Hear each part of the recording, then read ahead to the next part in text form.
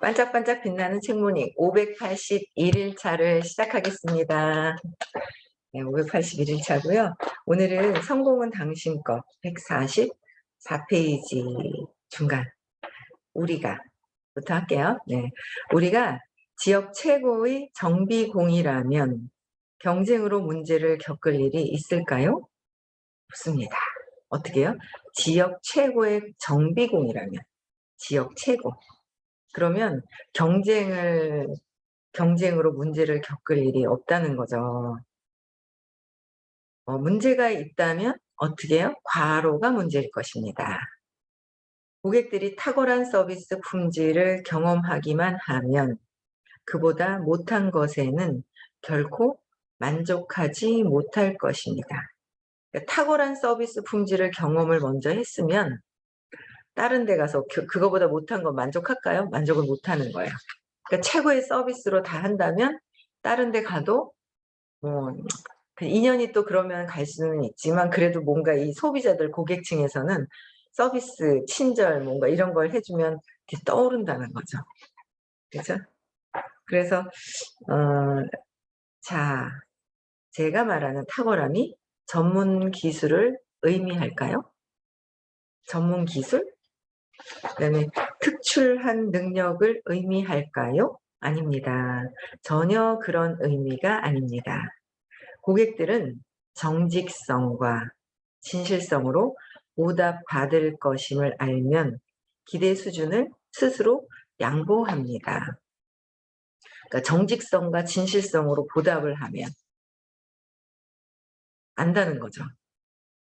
제가 이제 차를 고치잖아요. 우리가 막 이렇게 수리를 하는데 제가 뭐 어떤 분한테 소개를 받아가지고 갔는데 친절하시더라고요. 친절하신데 좀 너무 먼 거예요. 조금 먼데 요새 여기 정말 제가 여기 시내에 있잖아요. 대구에.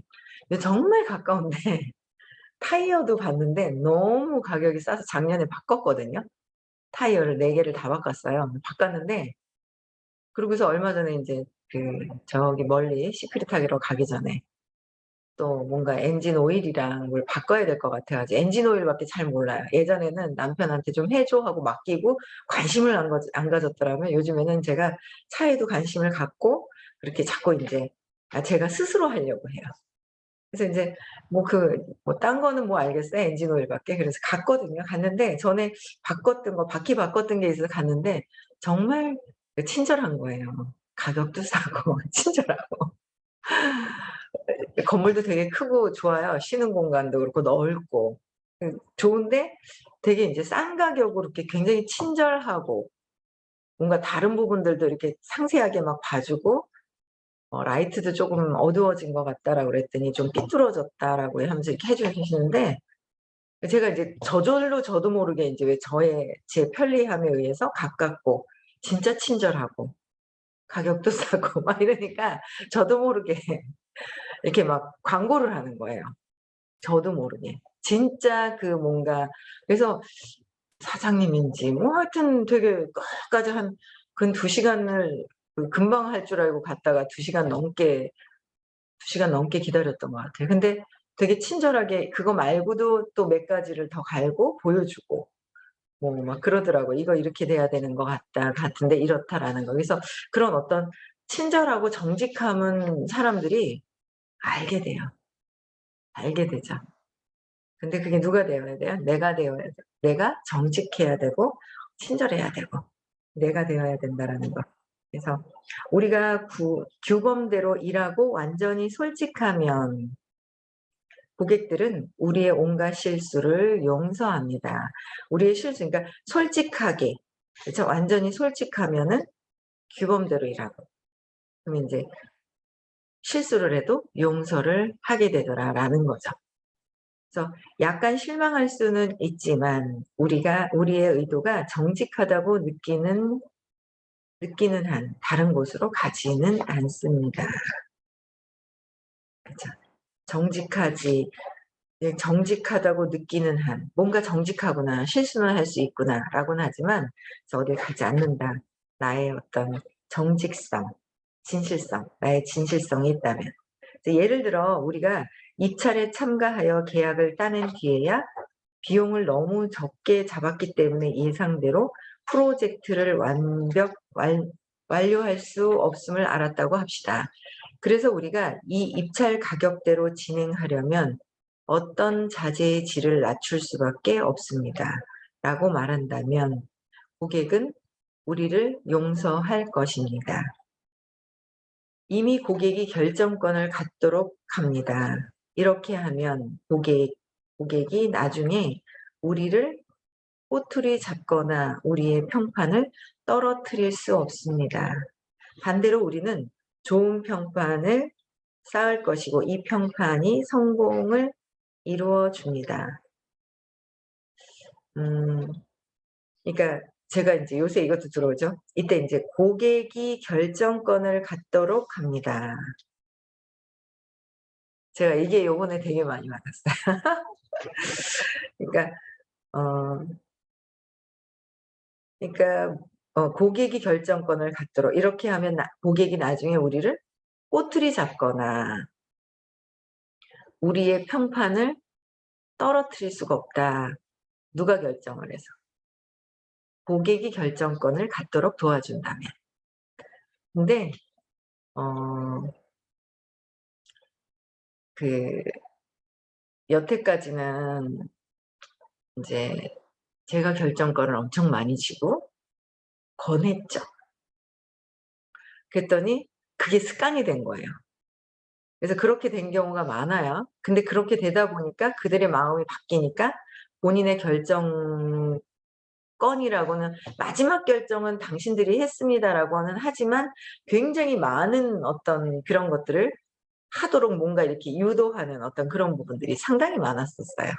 근데 지금은 사업도 마찬가지고요. 그래서 지금은 제가 '아 이런 거였구나.' 그래서 고객들이 스스로 결정을 하고 스스로 선택할 수 있게 편안하게 이제 그런 선택권을 줄 수 있는 어떤 그런 것들을 이렇게 방향이 바뀌어가는 것 같아요. 근데 뭔가 모르는 나의 의도가 굉장히 강하게 들어가면 이 의식 수준이 1 이라도 다르면 다르다 그러잖아요. 다르면 높은 사람의 말에 이렇게 처음엔 들어요. 근데 자기가 결정권을 갖고 있는 이쪽 결정을 많이 하게끔 뭔가를 막 하잖아요. 그럼 나중에 꼬투리를 잡고 뭐라고 핑계를 대게 돼 있더라고요. 그래서 저도 이런 식으로 굉장히 많이 했었던 부분들을 아 이제 결정권을 스스로 갖게 하는 거? 그래서 선생님이 질문을 이제 선생님한테 질문을 할 때 많은 사람들이 선생님이 "이렇게 할까요? 저렇게 할까요?" 그러면 "이렇게 하세요."라는 걸 결정권을 해 주기를 바라는 의도에서 질문을 하는 경우도 많아요. 근데 선생님은 그거는 인제 이런 숨어 있는 당신의 의도에 대해서 인제 "그걸 한번 찾아봐라. 왜 신념 때문에 하고 있는 거기 때문에 이런 것들을 찾아봐라."라고 안내는 하시지만 결정은 본인들이 해야 되잖아요.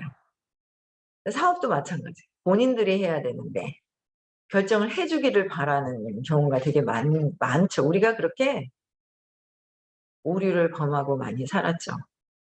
그래서 이게 그냥 결정하고 근데 내가 자신 있게 뭔가 친절하게 모든 것들을 인제 선택할 수 있도록만 편안하게 안내만 한다면 그들이 인제 선택해 가는 거죠.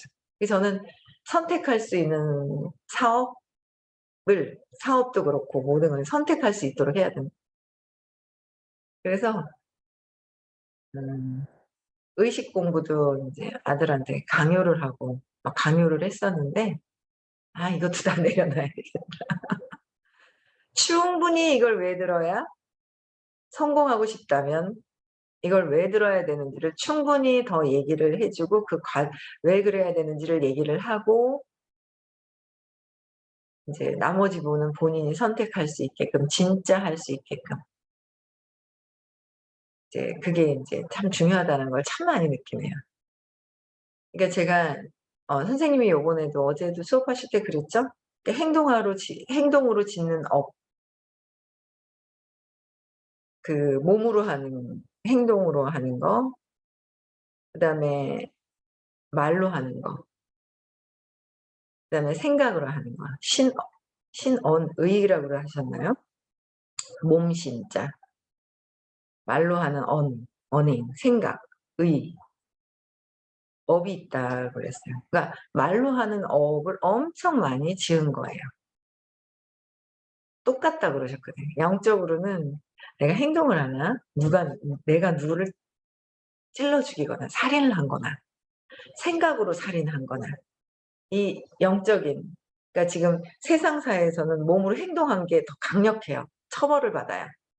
그런데 강력한데 이 영적인, 보이지 않는 이 영적인 이 세계에서는 똑같다라는 거죠. 행동으로 하는 거나 말로 하는 거나 생각으로 하는 거나 똑같다라는 거에 처음 수업 들을 때 충격을 받았어요. 작은 짜증이나 큰 분노나 똑같다고 얘기를 하시는 거예요. 그때 충격적이었죠. 그런 말씀 처음 이제 들어서.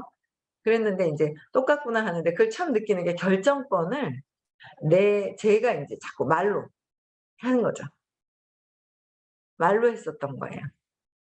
근데 그거를 요번에 인제 그 6 가지의 신념 정리를 다 하면서 그런 변화가 인제 쪼끔씩 일어나는 거예요, 저한테. 그래서 이게 결정권을, 그래서 제가 너무 웃긴 거예요. 왜냐면 무슨 말을 해도 신념대로 듣거든요. 신념대로 듣고 신념대로 생각하고, 아직 신념 정리가 되지 않으면 99.9% 틀렸을 수도 있다라는 것을 받아들여라라고 말씀하셨어요. 그게 너무 맞는 거예요. 내 신념대로 이렇게 판단하려고 하는 게 있죠. 암만 얘기를 해도 본인이 뭔가 이렇게 방향을 이렇게 맞추지 않는 부분들도 잘 모르는 거예요. 왜냐면 내가 빨간 안경을, 제가 그러잖아요. 한번 옛날에 한 20 몇 년 전이죠? 예. 교회 집사님들하고 어쨌든 부산을 가게 됐었어요. 옛날에 교회 다녔거든요. 교회를 이제 가서 부산을 막 가고 그때 막 그랬는데 한 3 팀이, 저희까지 세 가족이 갔구나. 갔는데 한쪽 팀에서 부산을 막 가고, 그래서 어디죠? 부덕터널인가? 지나가면서인가? 지나고 나서 인제 또 어디서 중간에서 잠깐 내려서 만나 가지고 또 어디 갔는데 뭐 부산은 막 그냥 뭐 시커멓게 해 가지고 뭐 터널도 막 뭐 지저분하고 막 뭐 깜깜해서 뭐 이러냐고 막 난리를 치는 거야, 한국인 집사님이. 그래 가지고 그 얘기를 이렇게 듣는데 이래 보니까 그분이 뭘 썼는 줄 아세요? 선글라스를 끼고 안 벗은 거야. 선글라스를 끼고 터널을 들어간 거예요. 선글라스 쓰고 터널 들어가 보세요. 엄청 깜깜해요. 더 깜깜해요. 안 그래도 환하게 또 터널 들어가면 깜깜한데. 그래 가지고 막 얼마나 웃긴지 그때 그 기억이 그렇게 나는 거예요. 막 너무 웃긴 거예요. 그러니까 내가 깜깜한 거를 쓰잖아요. 깜깜한 선글라스를 끼고 세상을 보면은요. 왜? 이 내 몸에 딱 맞아, 선글라스가. 그러면 맞는 거예요, 세상에. 깜깜하게 맞는 거예요, 자기 세상에서는. 그것도 맞다. 각자 자기들이 보는 본인 입장에서 틀리다 맞다 하는 거 다 맞다. 자기 신념대로 이해하고 신념대로 보고 있기 때문에. 그 맞는 거예요. 모든 것들은 주관적이다. 그때 헷갈렸잖아요. 누구 한 사람이 좀 특이해요. 그러면 10명 중에 9.5 명, 9명 정도가 특이하다고 싫다고 하니까 맞잖아요. 쟤도 그러고 쟤도 그러고 쟤도 그러고 맞잖아요. 거기서 벗어나는데도 꽤 몇 년 걸렸던 것 같아요. 근데 각자의 주관성으로 비슷한 사람들이 끌개장에서 모여 있기 때문에 맞는 것처럼 보인다라는 거죠. 그래서 어쨌든 내가 맞다라는 걸 가지고 세상을 보는데, 내가 틀릴 수도 있구나. 그래서 누구를 따라가요? 의식. 의식을 따라가는 거예요, 의식. 의식이 높은 호킨스 박사님 책에 그렇게 쓰여 있나? 그쵸? 호킨스 박사님이 1000이 넘으셨단 말이에요, 1000이 돌아가시면서. 그리고 사람이 의식이라는데 의식 수준이 어떻게 알 수가 없잖아요. 쟤는 막 뭐 막 "그래." 그러고 막 이러는데 뭐 어떤지 뭐 모르잖아요, 세상을. 이게 돌아가는 거를 진짜 의식에 이 나는 본체가 의식이라는데 그 의식의 수치를 다 이렇게 어떻게 만들어 놓으셨을 수가 있을까요? 엄청난 거죠. 이거는 인류에 진짜 어떻게 할 수 없는 이런 아무나 할 수 없는 일이에요. 의식이 높기 때문에 하셨던 것들을 그 의식을 따라가는 거예요, 의식을. 조건 없는 사랑은 무엇이었는지, 평화로움이 무엇인지 의식을 따라가는 거죠. 거기에 기준에 호킨스 박사님 책 저서를 다 읽고 거기에 이해만 할 수 있다면 제 경험에는 예식혁명을 처음 사서 폈더니 진짜 하얗고 까만 색깔 글씨고 이해가 안 됐던 것들이 신기하죠? 의식 아카데미 수업을 듣다가 처음에는 덮어 놓고 억지로 읽었어요 그냥 줄 끄고. 글씨만 따라가서 읽었다라는 자부심을 가지려고. 나 한 권, 두 권, 세 권 뗐어 이것 때문에. 읽긴 읽었죠. 내용은 하나도 안 남죠. 근데 인제 나중에는 결국 수업을 몇 년 듣고 나서 다시 폈을 때 이 이야기가 쏙쏙 들어오는 게 그러니까 의식 지도를 가장 잘 이해하시고 경험하시고 그걸 설명해 주실 수 있는 분이 의식 아카데미의 선생님이시라는 거를 저는 경험을 해요. 경험을 하게 되거든요. 그래서 어쨌든 그걸 따라가야 되고 그런 내가 결정할 수 없다면 뭔가 그런 분들에 의해서 어떤 식으로 어떤 걸 판단할 수 있는지에 판단하는 기준을 받는 거죠. "결정을 대신해 주세요."가 아니라는 거예요. 그래서 그런 것들을 저는 인제 듣기는 들었지만은 내 맘대로 판단하게 했던 것들이 참 많았었고 참 많았었던 것 같아요. 그래서 제가 말을 업을 지은 게 뭐가 또 있냐면 저는 그랬어요. 제가 사업을 하는데 그룹을 이끄는데 지금 만 6 년이 지나서 인제 7년 차로 들어서요. 그걸 할 때 저하고 아주 가까우신 분이 이제 이렇게 뒤로 밀어넣은 거예요. "가자, 가자, 가자." 억지로 끌고 가고 "가자, 가자, 가자." 여러 번 했어요. 저는 여러 번 했던 거 그래서 억지로 "나 부산 가야 되는데 운전 좀 해 줘." 지금이야 그냥 운전도 잘하고 운전하는 것도 재밌어 하고 그래요. 근데 인제 "운전 좀 해 줘." 그래서 억지로 데려갔다 "들어갈래?" 라고도 하고 몇 번을 그랬어요. 근데 안 들어간대요. 그럼 할 수 없지 뭐." 그러고 들어가서 이랬거든요. 마지막에 제가 인제 계속 권하다가 마지막으로 또 권했어요. "이거 이렇게 할 건데 우리 그룹이 이렇게 형성이 되는데 이렇게 할 거다. 같이 하자." 그랬어요. "같이 하자." 그랬어요. 그때 저는 딱 봤어요. 소파 밑에 앉아서 딱 소파에 있는데 앉아서 얘기했거든요. 설레설레 하더라고요. 그때 가만히 있었어야 되는데 제가 말을 한 거죠. "그럼 하지 마." 본인이 그렇게 한 거에 "그럼 하지 마."라고 했는데 그분은 "그럼 하지 마."만 기억해요. 그것만 기억하더라고요. 본인이 한 행위에 대한 그거는 전혀 기억을 안 하고요. "그럼 하지 마."라는 제가 말했는 이거 그러니까 제가 그 업을 지은 거죠. 그 말조차도 하지 말았어야 되는데. 그래서 모든 것들이 이렇게 업을 지는 거예요. 그것만 붙들고 있더라고요, 제가 보니까. 그것만 붙들고 있구나. 그래서 이게 내가 그때 말을 하지 말았어야 되는데 그 말 때문에. 그래서 이런 모든 것들 그래서 많은 사람들에게도 이게 결정권을 주는 게 아니라 그러니까 결정권을 줄 때는 뭐가 있냐면요.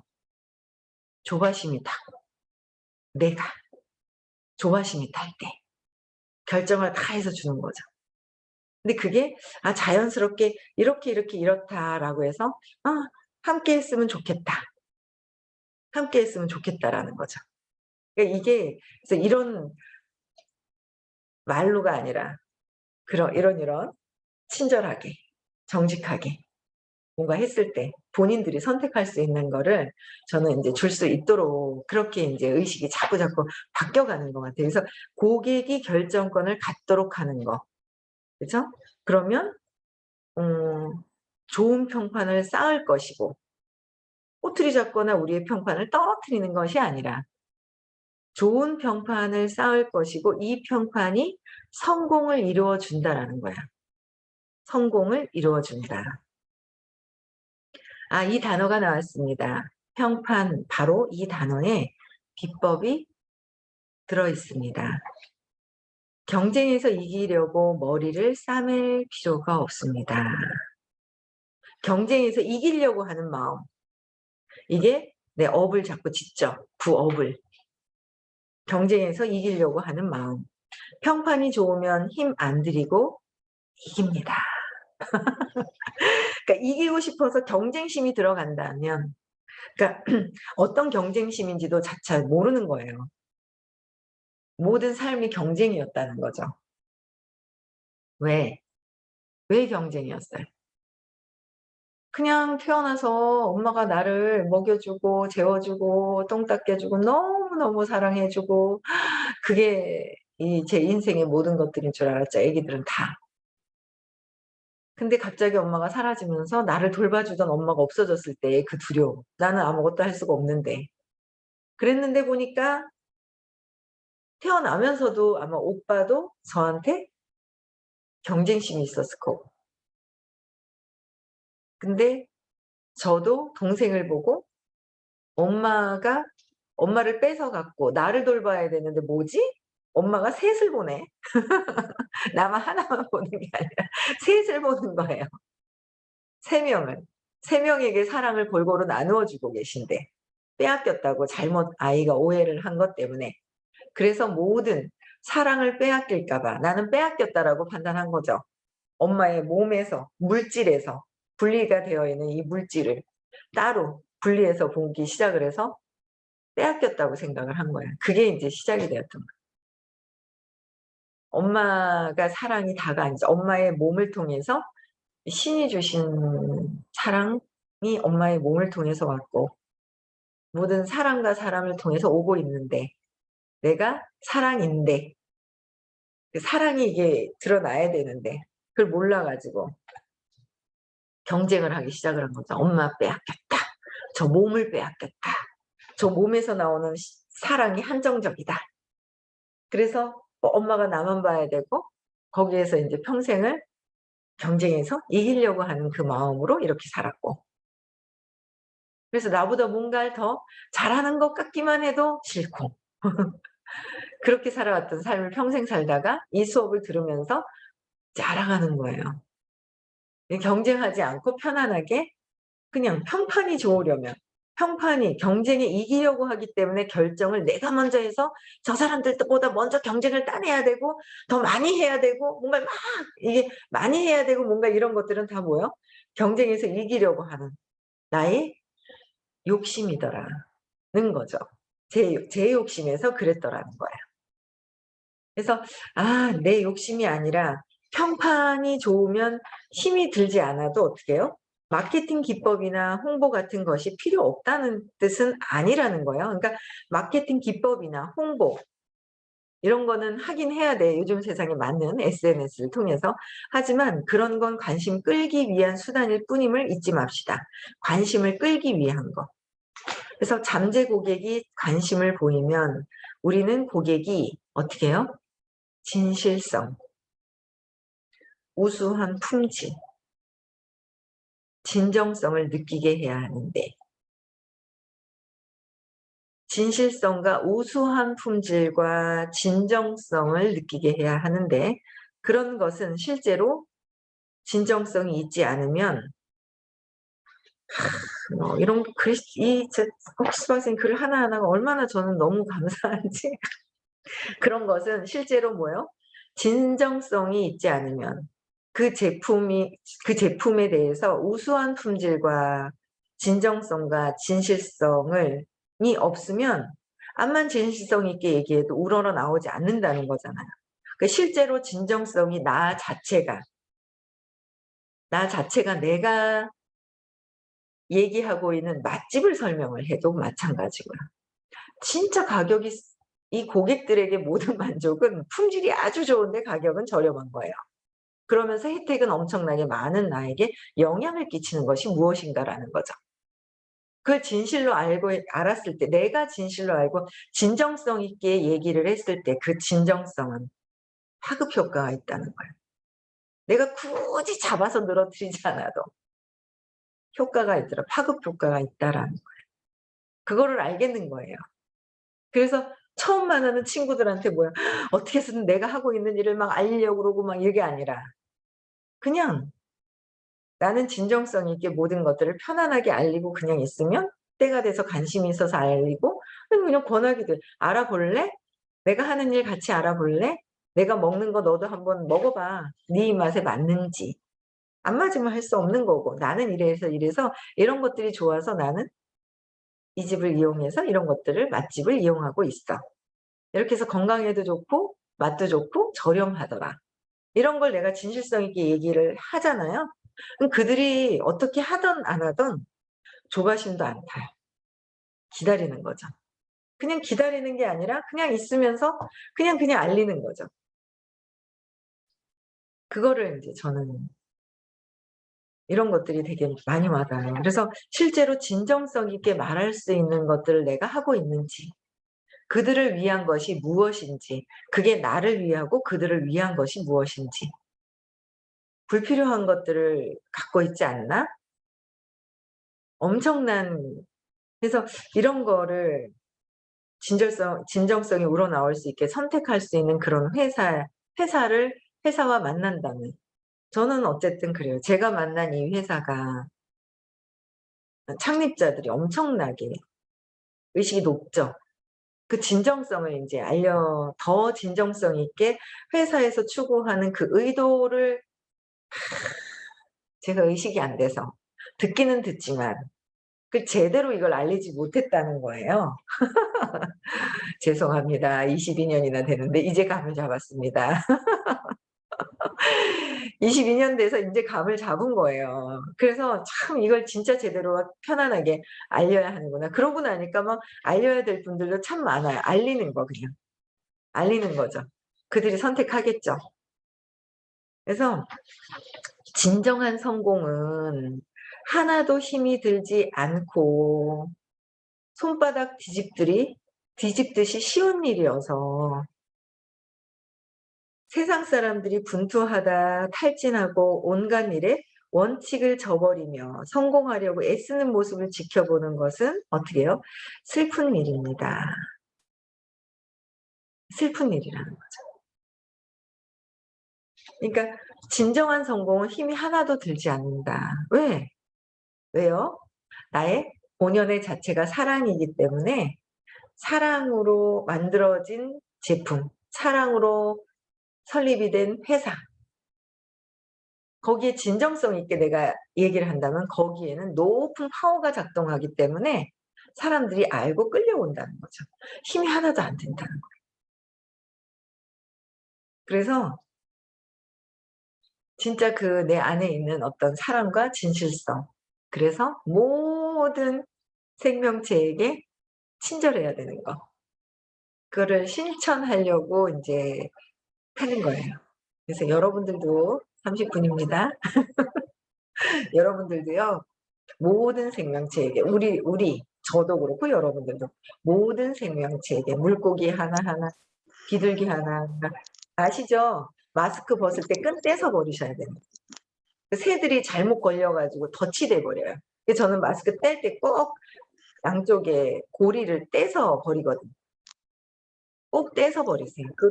비둘기들 이상한 비둘기들 많은 거 아시죠? 다리도 발가락도 하나 없고 막 그래요. 세상에 버려진 쓰레기 때문에. 그것도 실천하시는 생명체에게 우리 친절하죠. 그쵸? 네. 감사합니다. 네. 내일 6 시에 다시 만나 뵙고요. 네. 시작.